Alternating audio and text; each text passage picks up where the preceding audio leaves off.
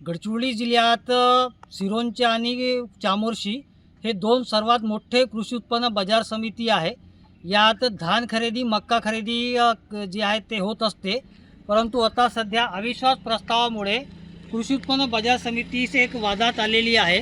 कारण की या अगोदर भाजपची सत्ता कृषी उत्पन्न बाजार समिती सिरोंचा इथे होती, परंतु अविश्वास प्रस्ताव दाखल करत राष्ट्रवादी अजित पवार गट व राष्ट्रवादी शरदचंद्र पवार गट या दोन संचालक मंडळांनी अविश्वास प्रस्ताव पारित केला आणि अविश्वास प्रस्ताव पारित झाल्यानंतर सध्या जे आहेत ते आता संचालक मंडळ नियुक्त करण्यासाठी गडचिरोली जिल्ह्यातील सिरोंचा इथे राष्ट्रवादी अजित पवार विरुद्ध राष्ट्रवादी शरदचंद्र पवार यांचा वाद पेटलेला आहे।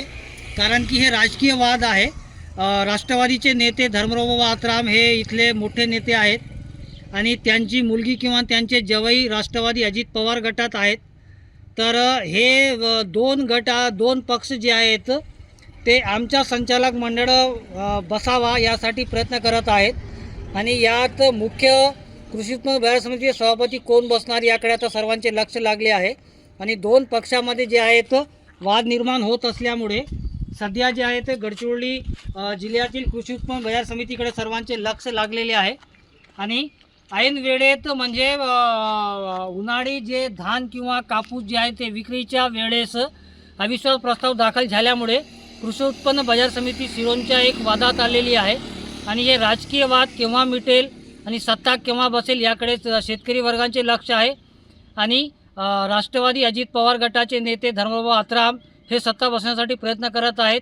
दुसरीकडे राष्ट्रवादी शरदचंद्र पवार गटाचे नेते भाग्यश्रीताई आत्राम हलगेकर किंवा ऋतुराज हलगेकर हेही राष्ट्रवादी शरद पवार गटाची सत्ता बसवण्यासाठी प्रयत्न करत आहेत। आता सध्या हे वाद मिटेना अशी परिस्थिती आहे।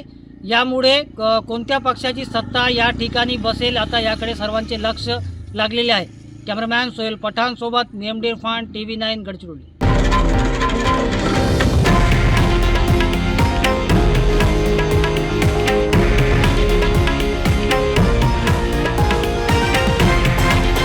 हे आहे देशातील नंबर 1 न्यूज नेटवर्क आणि आपण पाहत आहात TV9 मराठी, एकमेव।